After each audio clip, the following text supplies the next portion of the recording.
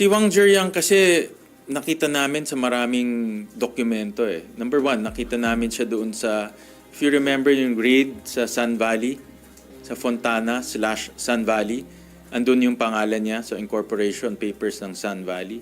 Tapos nag-appear ulit doon sa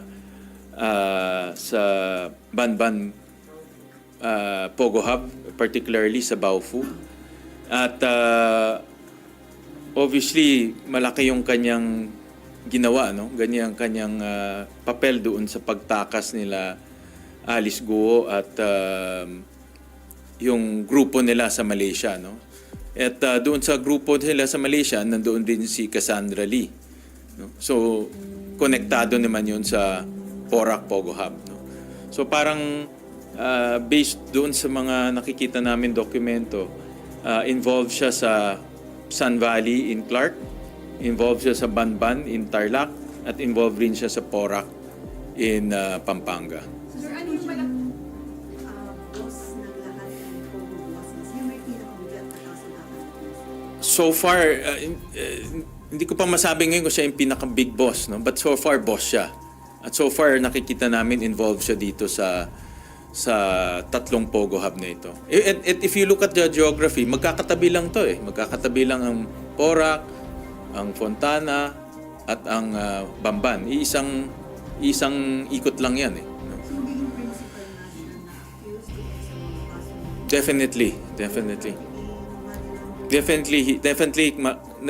Definitely kasama siya sa mga makakasuhan.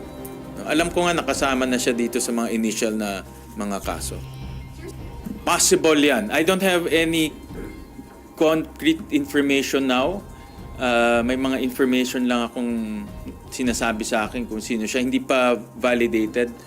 Kaya masasabi kong possible yan. Pero ang very sure ako, kasama siya sa mga money laundering, organized crime. Itong taong to may 5 passport to, kaya nakakaikot to ng maluwag eh, no? Pwede siyang pumunta Europe, pwede siyang pumunta anywhere, no? Pwede siyang umikot. At nabalitaan namin na nasa Hong Kong siya ngayon, itong guy. From Taiwan, nakakalipad lang niya ng Hong Kong, no? So makikita natin na gumagalaw siya, no? Gumagalaw siya. So importante ma-file natin yung case at tumakbo na yung case para maka-issue ng formal warrant of arrest dito sa ating bansa.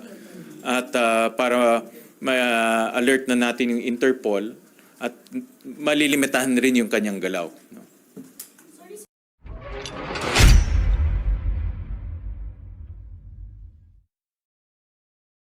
Natin. Yung another side ng hearing ay yung e-gaming, no? Kasi mayroong e-gaming ngayon sa bansa natin na ang kliyente niya naman ay mga local, domestic, no? So ito naman yung pinag-aaralan namin dahil may mga proposals na i-ban rin yun at may mga proposals na pagbawalan rin. Pero tinignan namin yung kita natin na kukuha doon, lumalaki siya, no? Sa PAGCOR alone is 22 billion, sa BIR is almost 12 billion na. 3 years ago, wala pang hindi ganun kalaki, no? Sa PAGCOR was only 6 billion, sa BIR was 2 billion. So lumalaki yung nakukuha nating revenue galing sa tinatawag nating e-gaming. Pero nakita rin namin may kahinaan yung pagdating sa regulation. For example, napakadaling mag-open account sa mga e-gaming, no? Kahit na bigay ka ng pekeng pangalan, nakita namin sa last hearing, kahit magbigay ka ng pekeng pangalan, pwede ka mag-open ng account. Pag nagbigay ka ng pekeng pangalan, pwede ka rin magbigay ng pekeng edad, no? Pwede kang 16 years old, gawin mo 21 years old, no? At dahil pwede ka magbigay ng pekeng pangalan, pwede ka rin pumasok sa money laundering. Yung kita mo sa drugs, kunwari isigwal mo, pag nanalo ka, pwede mo makuha yung pinanalunan mo ng malinis na yung pera, no? So nakita namin may mga regulatory weaknesses dito sa e-gaming. Sinabi ng ating mga kapulisan, minimally nakukuha nilang reports tungkol sa crime sa e-gaming. So tinitignan rin namin yan. Pero the mere fact na may weakness sa regulatory, baka maging mas malala to sa mga susunod na panahon.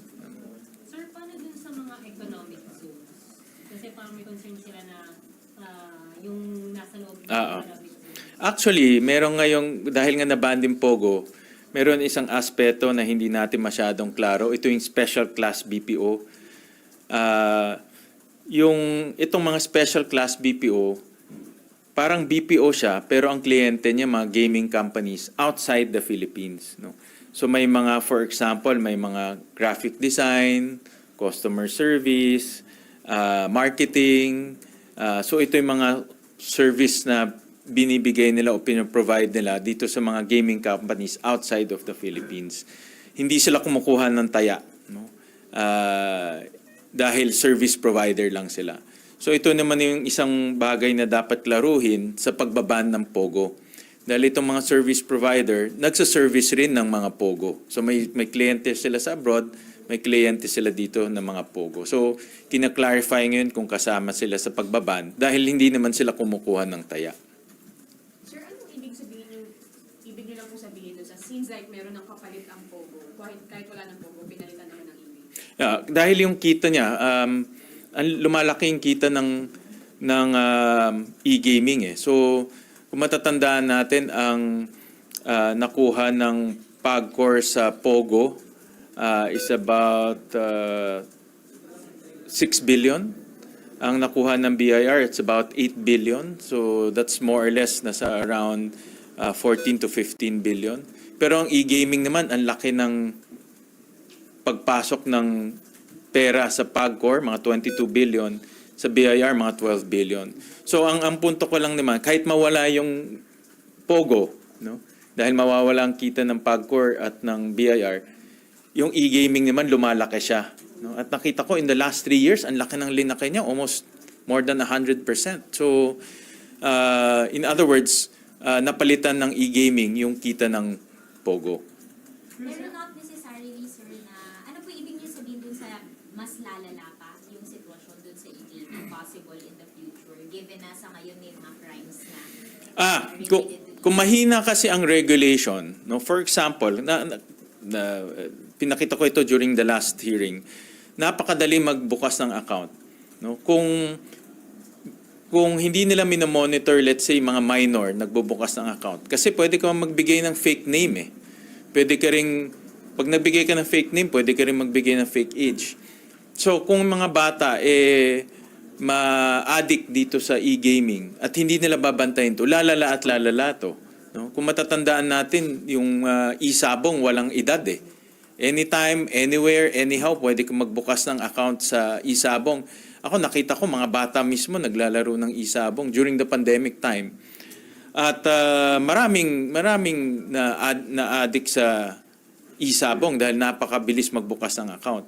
Ang problema dito, kung yung mga, let's say, enforcement agencies natin, mga police, no, magkaroon ng maraming utang dahil nga sa pagsusugal, malaking problema tayo dyan. Yung mga bata, kung sila ay malulong o ma-addict sa mga e-gaming, magkakaroon tayo ng malaking problema sa lipunan natin, sa society natin. So ang punto ko, kung mahina ang regulation, ang problema pwedeng lumala at lumala yan. Kaya habang maaga pa lang ngayon, dapat yung regulation ay pagtibayin na, no? Higpitan na mabuti at siguraduhin na sumusunod itong mga e-gaming companies.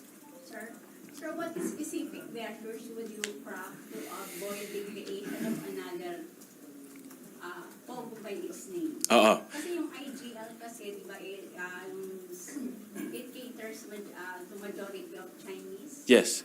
Ang simple definition ng Pogo, kumukuha siya ng taya galing sa labas, no? At rinibrand nila ito into IGL, pero parehong-pareho lang yan, whether Pogo or IGL, parehong-pareho lang siya. So yung batas na ika-craft namin, bawal na ang mga korporasyon na kumuha ng taya galing sa labas. Hence yan ang Pogo. So pagbabawalan na natin yan. And pagbabawalan na rin natin yung taxation related to that. No? Kasi magkadugtong siya eh. So pagbabawalan na rin natin siya. Sir, doon sa yung ipapasang batas, kasama po yung mga nasa SESA? Nasa SESA, from what we understand kanina, puro service provider siya. So ibig sabihin, nagpro-provide siya ng service sa mga kumpanya outside of the Philippines. Pero hindi siya kumukuha ng taya. In fact, sabi kanina ng CESA na hindi nila pinapayagan kumuha ng taya dahil yung data palabas lang, hindi paloob. So, ibig sabihin, walang capability na magtaya sa labas papuntang sa loob. So, yun yung gusto rin natin mangyari sa mga service provider na kung ipagpapatuloy natin yung service providers, walang taya. Pure service lang ang dapat ibigay nila sa mga customers nila. So kung ganun exempted sila? Hindi pa, pinag-aaralan pa namin ngayon kung i-exempt yung tinatawag nating service provider or special class BPO. Yun yung bagay na pinag-aaralan ngayon ng Committee on Games naman. At kasama ako dun sa mga pag-aaral dito. So magbibigay kami ng recommendation kung itong special class BPO service provider pwedeng ipagpatuloy dito dahil hindi naman kumukuha ng taya. Sir, hindi ba pwedeng iban na rin kasama sa prohibition yung existence ng IGL kasi it's POGO by another name? Kasama yan. So it's specific. Yes, ilalagay namin Pogo and or other iterations or other brand, isasama namin yan. In IGL, actually, wala sa batas yan eh. Ano lang yan eh, parang rebrand lang ng PAGCOR. Ang specific sa Pogo taxation law is Philippine Offshore Gaming Operations. Sir, paano maiiwasan, kunyari, yung mga POGO, parang mag-disguise lang sila as yung parang service provider? Oo, yun ang kanina tinatanong ko. At yun rin naman ang agam-agam o concern ng ating ibang enforcement agencies na baka lumipat sila sa service provider o sa e-gaming. Ang nakita namin sa regulation ng PAGCOR na para maging service provider ka, dapat 95% ng empleyado mo Pinoy. So kung 95% empleyado mo ay Pinoy, ang customer mo obviously mga locals, no? Dahil hindi ka naman marunong magsalita ng ibang lengguwahe. So yun yung isang mechanism para hindi sila makalipat. At pag in-inspect sila, makikita mo Pinoy lahat, then qualified ka. Ngayon kasi walang ratio eh, no? Kaya yung ibang mga service provider at yung ibang mga POGO 100% foreigners eh nung kasagsagan ng mga POGO. So ngayon one of the safeguards na ginagawa ng PAGCOR, dapat 95% ay Filipino. Sir, mag-alis Google lang ako. Sir, si Senator Ping Lacson, nireveal kahapon na parang meron siyang kaibigan daw na inoferan allegedly ni Alice Guo ng 1 billion pesos. I-invite niyo rin po ba si Senator Ping para ma-shed light or yung friend niya na Filipino-Chinese yata? Wala pa namang ganun na usapan. Nabasa ko lang yun sa internet yesterday.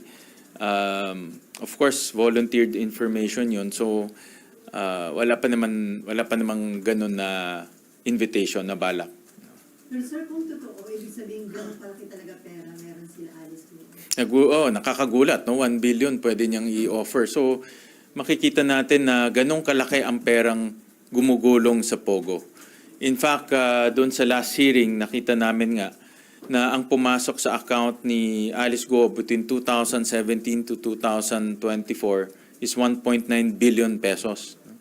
At tinignan namin yung kanyang tax returns, tinignan namin yung kanilang mga family corporations. Walang ganun na perang kinikita yung kanilang mga corporations. In fact, prior maging mayor si Alice Guo, 2 beses lang siya nag-file ng tax return niya na wala pang 100,000 yung kanyang parang 20,000 lang ang binayaran niya sa BIR. So in other words, yung pumasok na pera sa kanyang account, hindi alam kung saan yung legitimate source of income niya. So ang ibig sabihin, illegitimate yun. Nanggaling yun sa mga financiers, POGO operators, money launderers na pinasok sa account niya. Sa account lang niya yun. Nung tinignan namin yung QJJ Farm, meron rin ganun. Pumasok sa QJJ Farm between 2018 to 2024, almost 3 billion pesos ang pumasok doon. Yung QJJ Farm naman, yun naman ang nag-transfer ng pera sa pagbayad sa mga contractors, pagrenta ng equipment, pangbayad nga ng kuryente doon sa Pogo Hub sa Bamban. So kung susuman natin yan, close to about 5 billion pesos ang pumasok na unaccounted at unname yung source ng pondo. That's close to the 6-7 billion na presyo nung Pogo Hub sa Bamban. No? So, kaya hindi pa natin nakikita yung mga ibang corporations nila. No? At nakita namin may mga pumapasok rin doon. So, ganun yung operations nila. Kunwari, meron silang negosyo dito na hindi kumikita.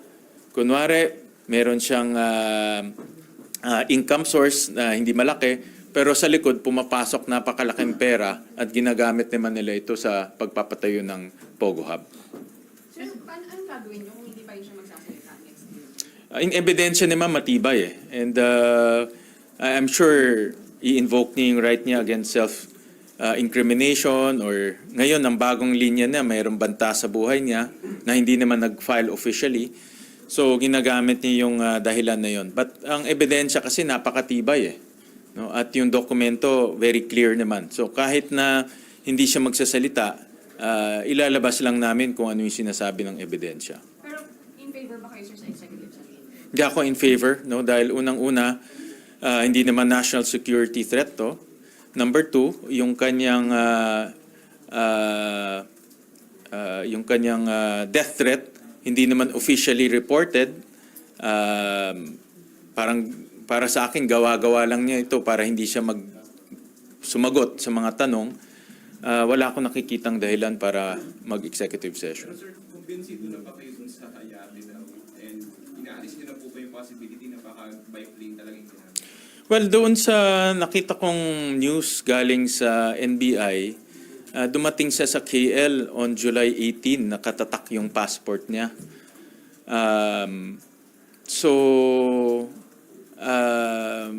Parang ang naging ruta, dumating siya sa KL July 18, tapos pumunta siya sa Sabah on July 19. So ibig sabihin, mayroon siyang formal entry sa Kuala Lumpur. No? Whether it's an airport or a seaport, it's a formal entry. At normal, pag may formal entry, siyempre tinitignan din nila yung formal exit mo. Diba? So, kasi kung nagbarko ka, kung sinasabi nila allegedly nagbarko sila, informal inalis mo, dapat ang pasok mo informal rin. Pero yung umalis siya informally, pero pumasok siya formally. No? So ito yung parang hindi nagtutugma na tinitignan rin namin.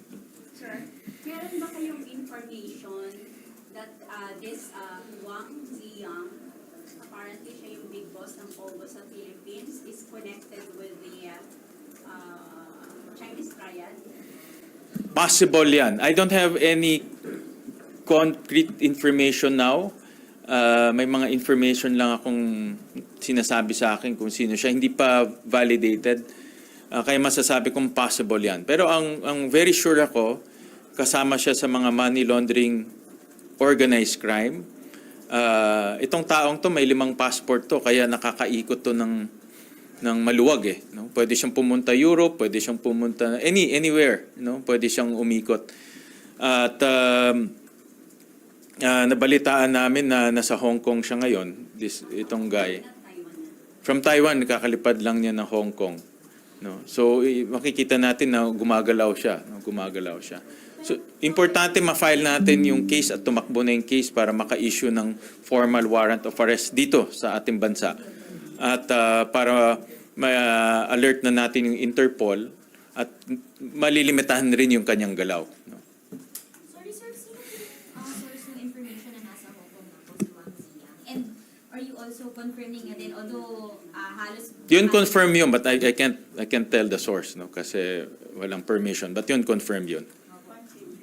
Pero si Wang Ziyang ba, sir, yung sinulat ni Alice sa papel? I'll leave that to the chairman dahil si chairman, si Senator Risa nag-decide, no? So I'll leave that to her to kung i-disclose niya o hindi. Pero ang malinaw sir is si Wang Ziyang ay important pa din dun sa investigation sana natin. Pinapa-invite po ba siya for the next hearing? Si Wang Ziyang kasi nakita namin sa maraming dokumento eh. Number one, nakita namin siya doon sa, if you remember yung raid sa Sun Valley, sa Fontana/Sun Valley, andun yung pangalan niya, so incorporation papers ng Sun Valley. Tapos nag-appear ulit doon sa sa Banban Pogo Hub, particularly sa Baofu. At obviously, malaki yung kanyang ginawa, no? Ganyan kanyang papel doon sa pagtakas nila Alice Guo at yung grupo nila sa Malaysia, no? At doon sa grupo nila sa Malaysia, nandoon din si Cassandra Lee, no? So, konektado naman yun sa Porac Pogo Hub, no? So, parang based doon sa mga nakikita namin dokumento, involved siya sa Sun Valley in Clark, involved siya sa Banban in Tarlac, at involved rin siya sa Porac in Pampanga. Sir, ano Ano yung malaki? boss ng lahat ng Pogo bosses? Yung may pinakabigat na kasong kakarap niya, sir? So far, hindi ko pa masabi ngayon kung siya yung pinaka-big boss, no? But so far, boss siya. At so far, nakikita namin involved siya dito sa tatlong Pogo Hub na ito. At if you look at the geography, magkakatabi lang to eh. Magkakatabi lang ang Porac, ang Fontana, at ang Bamban. Isang ikot lang yan eh. No? So, magiging principal na sila na accused doon sa mga kaso na yun? Definitely. Trafficking, money laundering. Definitely kasama siya sa mga makakasuhan. No? Alam ko nga nakasama na siya dito sa mga initial na mga kaso. Sir, sabi niya malaki yung papel niya sa pagtakas nila Alice. Ano po yung papel niya? From our information, yung pangalan niya lumalabas rin doon sa mga activities sa pagtakas nila sa Malaysia, sa Indonesia, even yung, if you remember, yung si Duan Renwu, no? Kasi yung pangalan din niya nandoon rin sa pagtakas sa Malaysia, sa Indonesia. So, parang itong mga personalities, magkakakilala sila eh. Maybe it's not present documentary in the documents in those Pogo Hubs, pero interaction-wise, magkakakilala sila. No? And then may nakita rin ako ng report na galing sa Indonesia na si Duan Ren also is part of those people na tumulong sa grupong ito na makatakas. No? So, sir, so far, sir, sino yung mga personalities na allegedly involved dun sa pagtakas ni Alice? Sa pagkaalam ko, si Duan Ren. No? Important. Dalawa po sila, sir. Si Duan Ren ang isa sa mga active personalities dun sa movement nila sa Indonesia. Indonesia, Malaysia, and Singapore. And then si Wang Ziyang po yung isa. Si Wang Ziyan ni isa. Tapos meron pang isa si Jiang Jie, who's an incorporator of Zunyuan. President ng President ng Lucky South pala. Ano po, sir, itong mga tao na to yung nagpa-facilitate ng mga travels nila? Movement? Nag-book ng hotel, nag-facilitate ng travels, may mga contact on the ground. Interestingly, doon sa video, yung pag-raid, nung kinuha si Go Huaping, di ba, may raid. May mga, narinig ko sa behind the background, may mga Chinese na nagsasalita eh. Hindi Indonesian, mga Chinese. So, obviously, ang contact rin ni Go Huaping doon, mga Chinese rin. Iyan yung network niya. No, network niya. And Wala pa rin kayo names ng mga Pinoy involved sa pagtakas? so far, wala pa akong official. No? Wala pa akong official. May mga nagsasabi-sabi but not official pa. Sir, wala ba tayong investigation? Yung in specific na sa movements ni Wang, tapos paano siya nakalabas ng Pilipinas? Well, lahat itong mga Chinese personalities wala na sa Pilipinas. Si Duan Ren Wu umalis na, I think March pa yata. June ba? Yeah, but all of them, no, wala na dito sa Pilipinas. One of the nakikita kong common action sa kanila, kung merong raid, kaagad takbuhan na sila eh. No, umaalis na kaagad sila ng Pilipinas eh. Sir, possible po ba? Kaya po ba na madala sila dito for the probe for the Senate hearing? Or that's out of... Hindi, babalik lang sila dito kung meron ng warrant of arrest. I think ganyan ang mangyayari. So may warrant of arrest, of course, i-alert natin ang Interpol at pag nahuli sila, pababalikin dito. Sino mag-i-initiate? Parang wala yata nagpo-push lahat nakapokus kay Kasama naman doon sa listahan ng mga finailan ng kaso, yung three agencies, NBI, BI at AMLAC nag-file ng mga kaso. So kasama naman sila dito. Sir, balak daw po ng PAOK na magpukay daw dun sa Lucky South 99 because allegedly may mga patay daw sa ilalim based on their information. Anong reaction niyo dun, sir? Yun yung mga information galing. Diba marami kasing na-rescue no? Maraming na-rescue, maraming victims at yung mga victims mismo nagsasabi kung ano yung nangyari doon. So may information na may mga napatay dahil nga sa torture at yung iba ay binaon doon, iba nga ay allegedly may crematorium. So that's possible na mayroong ganyan na pangyayari dahil nga at one time yung Porac Pogo Hub talagang grabe, no? Nakita naman natin yung torture na nangyari doon sa pictures. And hallmark yan ng mga Pogo Hubs, no, na nagto-torture. So possible na merong namatay doon at kasi kinuha nila yung passport So parang walang personalities tong mga tao Hindi natin alam kung sino. Pag tapatay ka, babaong ka na lang nila, tapon yung passport, wala na. Missing ka na kaagad. Sir, regarding Cassandra Team, ano po yung reaction niyo sa mag-file ng petition for certiorari and prohibition to recognize civil right to remain silent? May limitation naman yan, kailangan i-justify niya rin, dapat i-justify niya kung ano yung dahilan para hindi siya magsasalita. Kasi you can only do that kung mayroong incriminating testament related to your case.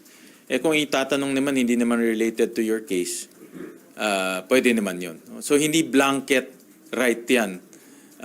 It's only related to the case filed against you. Sir, yung sa Pogo Bill, anong timeline? Hopefully in the next 2 weeks. Hindi simpleng bill lang naman to. And I think si Senator Joel, Senator Alan,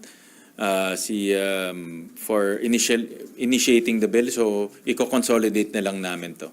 And then, sir, di ba parang may promise si SP sa inyo? Yes, oo. Yun rin yung isang aming agreement na ifa-fast track itong bill. Sir, pahabol, is zero budget possible for the office of the Vice President o hindi mo yun?